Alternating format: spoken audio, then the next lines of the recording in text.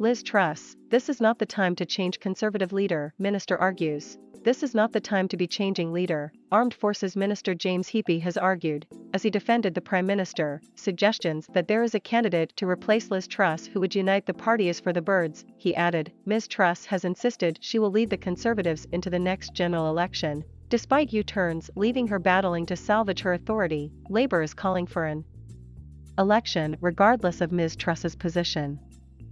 Speaking to the BBC's political editor Chris Mason, Ms Truss apologised for the mistakes she made over the ill-fated mini-budget. On Monday, Chancellor Jeremy Hunt reversed almost all of the tax-cutting proposals laid out last month by former Chancellor Kwasi Kwarteng. The Prime Minister chaired a meeting of the Cabinet on Tuesday morning, where the Chancellor set out the scale of coming departmental spending cuts.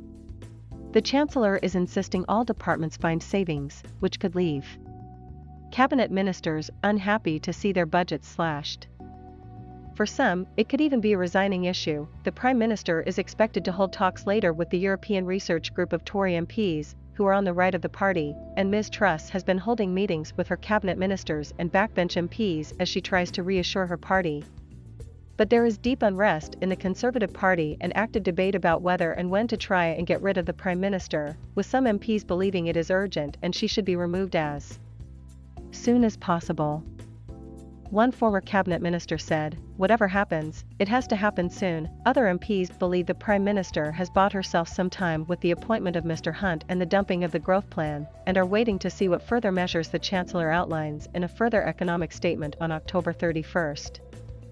Mr Heappey said the public will not indulge the Conservative Party tearing itself apart with another change of leadership. "We have seen over the past 2 or 3 weeks what the economic price of political instability has been," Mr Heappey added. Speaking to BBC Breakfast, he admitted the mini-budget was unhelpful. He said, "Dozens of his Tory MP colleagues are gravely concerned, but they like me recognize this is not the time to be changing leader again."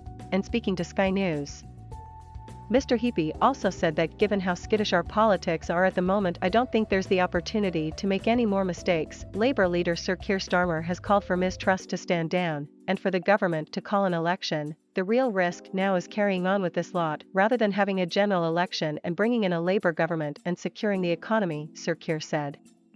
"We can't go on like this, shutting the public out," a YouGov poll on Tuesday has found that Ms Truss's favourability rating has fallen to -70. Just 1 in 10 Britons have a favourable opinion of the Prime Minister, according to the poll. On Monday, Mr Hunt announced that nearly all the tax cuts announced at last month's mini-budget would be scrapped, and he said the government's energy support package, a policy repeatedly championed by Ms Truss in defence of her premiership, will be reduced from April. Former Cabinet Minister Andrew Mitchell said Conservative MPs should recognise